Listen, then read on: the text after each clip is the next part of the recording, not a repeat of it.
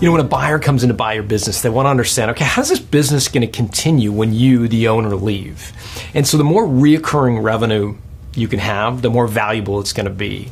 And I found that there are really 6 different forms of reoccurring revenue, and buyers view each of the forms a little bit differently. I'm going to give you the 6, kind of like a David Letterman's top 10 list. I'll start from the lowest valuable one and end with the most valuable ones in the eyes of an acquirer. The first of the 6 forms of recurring revenue is simple consumables. So I'm a coffee drinker. I probably have 2 a day. So in the morning and usually after lunch, I've got a refill on coffee. So it's a simple consumables business. One step up the ladder is a sunk money consumable. So you've seen these Nespresso coffee makers where you've got the machine and then you buy the little capsules. That's called a sunk money subscription because you've sunk money into the machine. You're way more likely to buy the capsules from the same company. Next one up the ladder is subscription revenue. So if you've ever subscribed to a magazine, you know about that, right? There's a start date and an end date to your subscription, and the editors know that you're a subscriber for either a year or 2 years into the future. It's a form of recurring revenue.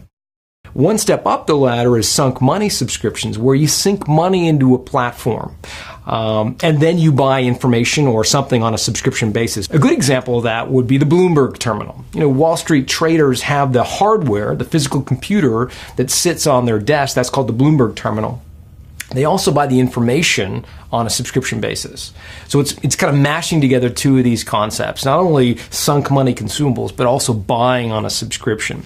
Auto renewal is the next rung up the ladder, where instead of having a start and a stop date to a subscription, it's in perpetuity.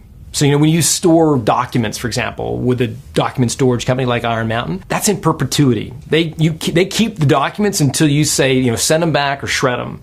And they just keep billing you on, you know, a continuum basis. That's auto renewal or evergreen. The most valuable form of recurring revenue is contract revenue, where a customer is contractually obligated to buy from you into the future.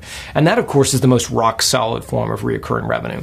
So to improve your score on this attribute, what you want to try to do is both walk up this hierarchy of recurring revenues. Think of it as a ladder, moving up the rungs on the ladder. So if you've got subscription revenue today, think about if you could turn that into auto renewal subscription, or if you've got evergreen subscription, could you make those contracts? Once you can climb up as high as you can, you really want to focus on the proportion of recurring revenue. The ideal is 100%. Very few businesses get there, but the higher proportion of recurring revenue and the higher up the ladder you go, the more valuable your company is going to be.